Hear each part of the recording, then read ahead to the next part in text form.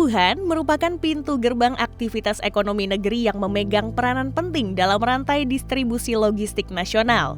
Dan salah satu penopang angkutan logistik di Indonesia adalah pelabuhan non-peti kemas. Seiring dengan perkembangan teknologi, industri pelabuhan khususnya non-peti kemas dituntut untuk terus berinovasi dan meningkatkan efisiensi. Oleh karena itu, beberapa hal penting perlu dilakukan, salah satunya transformasi digital.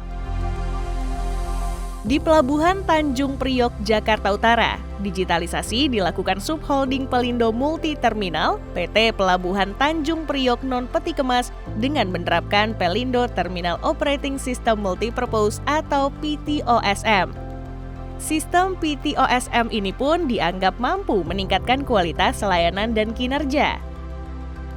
Nah, dengan digitalisasi ini memang benar kita menggunakan biaya logistik, pertama dengan adanya transparansi, kemudian updating data informasi kepada pemilik barang, kepada pihak pelayaran, sehingga mereka bisa tahu nih kapan barangnya akan datang. PTOSM memberikan kemudahan layanan terutama kepada pelanggan di mana mereka dapat mengetahui terkait waktu bersandar kapal hingga pengangkutan barang. Sementara sebelumnya pelanggan kerap mendapatkan ketidakpastian waktu pengangkutan sehingga biaya sewa pengangkutan barang membengkak. Di sisi lain, PT Indonesia Kendaraan Terminal Tbk atau IPCC yang juga beroperasi di Pelabuhan Tanjung Priok turut berupaya meningkatkan kualitas layanan. Tingginya aktivitas bongkar muat pengiriman kendaraan baik dalam atau luar negeri membuat IPCC berencana menambah kapasitas lahan tunggu kendaraan dengan membangun gedung parkir baru. Gedung parkir atau car storage building akan dibangun secara bertahap dengan kapasitas ultimate hingga 125.000 unit. Penambahan storage baru ini membuat kapasitas total IPCC menjadi 860.000 unit per tahun. Beralih ke Pelabuhan Panjang Provinsi Lampung yang dikelola juga oleh PTP Non-Peti Kemas. Pelabuhan ini menjadi salah satu penopang bongkar muat logistik yang penting bagi kawasan Sumatera bagian selatan. Dengan digitalisasi yang dilakukan, hingga Agustus 2024, setidaknya sudah 4,1 juta metrik ton komoditas yang dibongkar muat di pelabuhan ini dari target 6,2 juta ton. Bongkar muat pun mulai dari kebutuhan logistik regional hingga keperluan impor serta ekspor ke luar negeri seperti sapi, beras, pupuk, dan curah cair. Sementara itu, di Pelabuhan Ciwandan, Banten yang dikelola oleh PTP Non-Peti Kemas memiliki dermaga yang bersinggungan langsung dengan area industri. Alhasil, kebutuhan bongkar muat di dermaga ini begitu tinggi. Untuk itu, PTP Non-Peti Kemas Cabang Banten tengah mengkaji terkait peremajaan dermaga demi memenuhi kebutuhan bongkar muat. Kalau kita hanya dengan yang sekarang, otomatis kita tidak akan kompetitif. Tentunya kita harus yang jelas bahwa makin ke depan, tuntutan pelayanan dalam hal ini kecepatan, terus yang harga yang kompetitif menjadi suatu yang harus kita siapkan. Kalau kita nggak ada pengembangan ini ya mungkin berat dengan persaingan ini. Di pelabuhan lainnya yaitu Pelabuhan Belawan, Subholding Pelindo Multi Terminal PTP Non-Peti Kemas mampu mewujudkan transformasi sistem berupa efektivitas kerja operasional.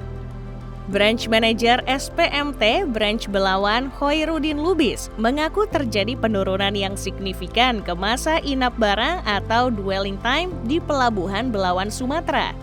Khoirudin menjelaskan proses perpindahan barang dari kapal bermuatan 1.500 hingga 2.000 ton saat ini bisa diselesaikan pihaknya dalam tempo waktu 1 hingga 1,5 hari. Selain itu, lokasi yang berada di provinsi penghasil sawit dan crude palm oil terbesar di Indonesia ini membuat penanganan curah cair menjadi penopang kinerja di PTP Non-Peti Kemas Belawan. Memang semua kegiatan itu melalui pipa terpadu, melalui pipa di mana posisinya Pelabuhan Belawan ini ada 6 loading point. Di masing-masing loading point itu terhubung kepada para pemilik barang ataupun para shipper Nah, sebelum kegiatan kita lakukan, itu sudah ada perencanaan di awal. Nah, itulah yang harus kita monitoring sehingga monitor kapal itu, monitor kegiatan bongkar muat itu sesuai dengan perencanaannya di kita. Di sektor transportasi penyeberangan kendaraan, PT ASDP Indonesia Ferry juga berkontribusi membantu melancarkan distribusi logistik untuk menyeberang dari Jawa ke Sumatera melalui Pelabuhan Merak Banten. Rencananya, ASDP Indonesia Ferry akan membuka dermaga eksekutif 2 sebagai dermaga baru yang melayani penyeberangan dengan kapal yang lebih cepat dan pelayanan lebih prima demi mendorong kelancaran dan percepatan pendistribusian logistik melalui penyeberangan laut. Insya Allah ditargetkan pada nanti bulan Desember pada kegiatan Nataru ini mudah-mudahan sudah bisa dioperasikan. Tapi secara prinsip kami ASDP sudah menyediakan semuanya, baik sarana prasarananya, baik kapalnya maupun dermaganya. Dari perjalanan ini, salah satu hal yang menjadi kunci kemajuan sektor logistik dan pelabuhan adalah transformasi digital dan perbaikan layanan di sektor transportasi dan logistik. Integrasi ini diharapkan dapat menyumbangkan pertumbuhan ekonomi dengan efisiensi yang sudah membuka banyak dampak positif dalam arus pendistribusian logistik di Indonesia.